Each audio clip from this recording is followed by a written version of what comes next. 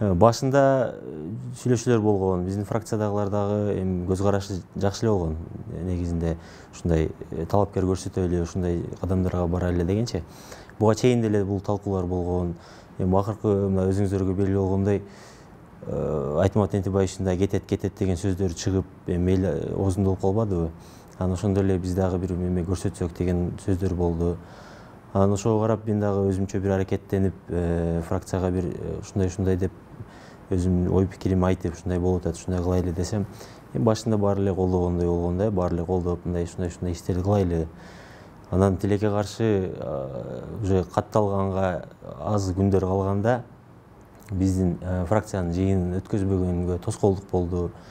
Биздин фракциянын депутаттарын 9 депутат болсок, 3-өбүз гана чыктык. Биздин лидер фракция Эльмира Бакировна колдоп берди.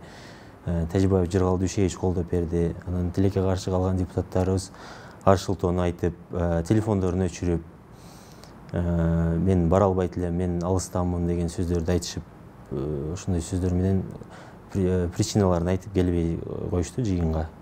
Анан эми жыйындын болбой калганы уже кворум болбой, фракциянын чечими чыкпай катталбай калдым да. Эми ушул телефонду өчүрүп, сизди келип мындай бир добуштан колдоп бербегенге эмне тоскоолдук болду? Мына артында бир мындай. Эми булардын баарынын да артында бирөөлөр турат.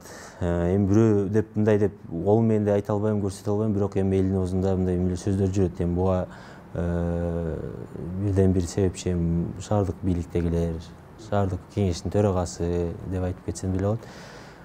Эми ошону азыркы чыккан талапкерге дагы альтернатива болгондо өзүнүн иштеп кетишине дагы бул жакшы көрсөтмө болмок да.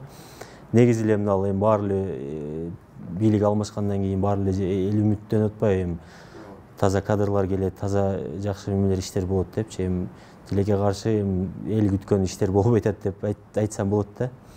Альтернатива кылып туруп башка бирөөнү деле чыгарса, балким мен барбайт элем. Балким бизде 2 кандидат, 3 кандидат болуп калып, ошонун бирөөсүн тандамакпыз. Жана интернеттеги жүрүп аткан талкуулар эле кайра айтып кетсек болот да. Анда Горкеңештеги депутаттардын эмне кереги бар деген сөз да. Прямой назначение кылып коюп эле бирөөнү алып келип отургузуп койбойбу, бул ушу иштейт деп элечи. Анан Горкеңеш тандайт, анан Горкеңештин да абийирин түшүрбөйчү.